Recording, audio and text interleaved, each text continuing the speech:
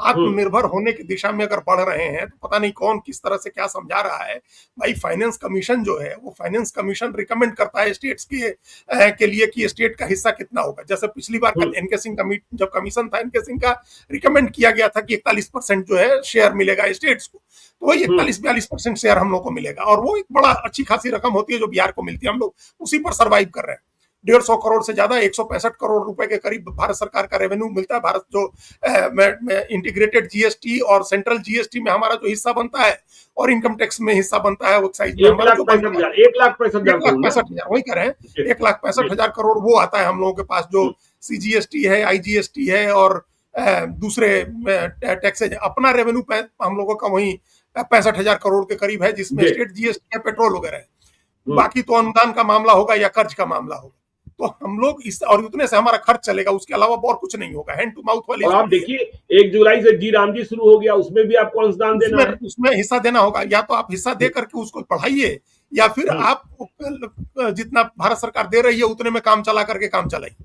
या तो आपको ये करना होगा कि आप मैन डेज, जो पहले मैन डेज जितने होते थे उसको कम करिए, लोगों को कम रोजगार मिले तो उनका रेवेन्यू घटेगा, तो उससे भी मार्केट पर असर होगा, उनकी कमाई घटेगी, तो जो ग्रोथ रेट है, विकास की दर है जो हम लोग की, वो भी कम होगी, हमारा जीएसटी बढ़ने की रफ्तार है वो भी कम होगी। इसका रिपल इफेक्ट होता है अगर पैसा मार्केट में नहीं आ रहा है तो ये समस्या भी एक आएगी। अगली बार हम लोग देखेंगे, अभी आगे के फिगर्स आएंगे तब हम लोग उसका आकलन करेंगे। तो इससे कुल मिलाकर के ज्ञानेश्वर जी, ये जो पूरा तरीका है, इस तरीके से अपने पैरों पर बिहार नहीं खड़ा, बड़ा सोचना होगा। बिहार को अपने पैरों पर खड़ा करने के लिए बड़ा सोचना होगा, कुछ out of the box thinking करनी होगी। ये जो ब्यूरोक्रेसी का एक तरीका होता है कि एक ढर्रा है, जो हम लोग पहले कई बार चर्चा कर चुके हैं कि जमीन के रजिस्ट्री की फीस बढ़ा दो और टोल टैक्स बढ़ा दो और पेट्रोल की कीमत बढ़ा दो, ये सब चीजें चलान करके सड़कों पर गाड़ियों का कुछ वसूली कर लो, इन सब चीजों से कुछ नहीं होता, कोई फर्क नहीं पड़ेगा इन सब चीजों से रेवेन्यू पर। वास्तव में कुछ बड़ा सोचिए, आगे 10 साल 15 साल की प्लानिंग करिए, प्राइवेट इन्वेस्टमेंट के को ले आइए और भारत के, बिहार के पोटेंशियल को पहचानिए। एजुकेशन और टूरिज्म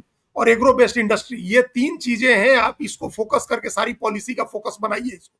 एग्रो बेस्ड इकोनॉमी में पशुपालन और मत्स्य पालन सब आ जाएगा आपका। एग्रो बेस्ड इकोनॉमी ले आइए, ज्ञान आधारित एजुकेशन की इकोनॉमी बनाइए और टूरिज्म की इकोनॉमी बनाइए। ये 3 चीजें हैं बिहार में, ये तीनों चीजें बहुत अच्छे से हो सकती हैं। इंटरटेनमेंट की इंडस्ट्री को आप रेगुलेट करिए, वहाँ फिल्म सिटी डेवलप करिए, जिस तरह से दिल्ली के आसपास नोएडा में योगी आदित्यनाथ ने किया, हर स्टेट ने अपना डेवलप किया है। आप फिल्म सिटी डेवलप करिए, वहाँ इंटरटेनमेंट को, गानों के, फिल्म इंडस्ट्री के, सिनेमा बनाने की, उसको रेगुलेट करिए। ये 3-4 चीजें हैं जिसमें आपको रेवेन्यू आएगा, बड़ा रेवेन्यू आप ले आ सकते हैं अगर बड़े विजन के साथ जाएंगे तब। ऐसे नहीं, बड़े विजन के साथ। टूरिज्म हम लोग कितनी बार डिस्कस कर चुके हैं, 3 बड़े धर्मों का केंद्र है बिहार। आप बुद्ध सर्किट बनाइए, जैन सर्किट बनाइए, आप सिख सर्किट बनाइए, आप गांधी सर्किट बनाइए, आप कितनी सा आप रामायण का सर्किट बनाइए, कितना बना सकते हैं। वो इकोनॉमी बिहार में बन सकती है। और जो आप बार बार कहते ही हैं, वो गया पिंडदान जो होता है, जहाँ पितृपक्ष का मेला लगता है, आप गया विष्णुपद मंदिर को, राजगीर के मंदिर को आप करिए ना। कितने लोग इस देश में, सिर्फ बेचने की जरूरत है ज्ञानेश्वर जी, जहां कुछ नहीं है। अनुपम खेर जैसा बड़ा व्यक्ति, हीरो, इतने बड़े फिल्म स्टार है, वो कहते हैं कि अमृतसर में सीता जी शरण ली थी और वहां महर्षि वाल्मीकि का आश्रम था। अब ये बताइए, पंजाब में लोग बताते हैं कि महर्षि वाल्मीकि का आश्रम था और पंजाब बेच रहे हैं। और जहां महर्षि वाल्मीकि का आश्रम था, जहां सीता जी जन्म हुआ, बिहारी नहीं बेच पा रहा उसको। आज से 30 साल पहले कोई नीम करौली मंदिर को जानता था? कोई नहीं जानता, कोई नहीं जानता था। मैं तो वहां गया था और वहां के पुजारी इस बात के लिए दुखी रहते थे कि मंदिर का रख रखाव का खर्चा नहीं निकलता है। आज से 15 साल पहले, 20 साल पहले कोई मध्य प्रदेश वाली दतिया की माता रानी के मंदिर को कोई जानता था? नहीं जानता था। तो जो आपने कहा, आप मार्केटिंग नहीं करेंगे, और बिहार में क्या नहीं, मार्केटिंग नहीं करेंगे तो काम कैसे चलेगा? नहीं चलेगा, आपको बेचने की जरूरत है। आप इतनी बड़ी चीजें, हमने एक दिन और आपसे बातचीत में ये बात का जिक्र किया था इसका, कि चाइना जो है वो लुम्बिनी को डेवलप कर रहा है। अभी उसने 14-15 हजार करोड़ रुपए लुम्बिनी में लगाए।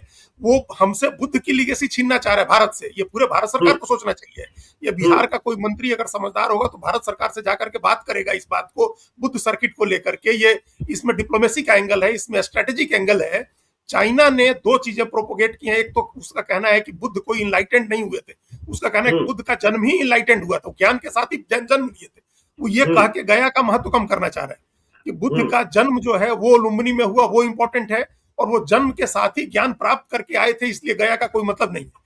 और उसके बाद ये प्रचारित कर रहा है कि हमारे यहाँ उनका स्कल मिला, खोपड़ी मिली है, तो महापरिनिर्वाण हमारे यहाँ हुआ है, चाइना में हुआ है। तो चीन इस प्रोपेगेंडा पर हजारों करोड़ रुपए खर्च कर रहा है, वो लुम्बिनी को डेवलप कर रहा है और भारत से बुद्ध की लीगेसी छीनना चाहते हैं। ये भारत सरकार को भी ध्यान देने की जरूरत है, क्योंकि बुद्ध से जुड़ी हुई चीजें भारत बिहार में है, वैशाली है और गया है। उस पूरे बुद्ध सर्किट को डेवलप करिए, कुशीनगर से उसको जोड़िए, आप नेपाल सरकार से बात करिए, लुम्बिनी से लेकर के वैशाली, गया और कुशीनगर, इन सबको जोड़िए, आप सर्किट बनाइए। इतना बड़ा डेवलपमेंट हो सकता है टूरिज्म का, बुद्ध से लेकर के, जैन से लेकर के 23 तीर्थंकरों के का जो सारे तीर्थंकरों का तो जन्म हम ही लोगों के यहाँ हुआ है, और बाकी उन लोगों का महापरिनिर्वाण बगल में झारखंड में समेत शिखर जी पर हुआ है, गिरिडीह में। आप सर्किट बनाइए ना, पावापुर से, वैशाली से लेकर के पावापुर और समेत शिखर जी का, तो आप नहीं करते।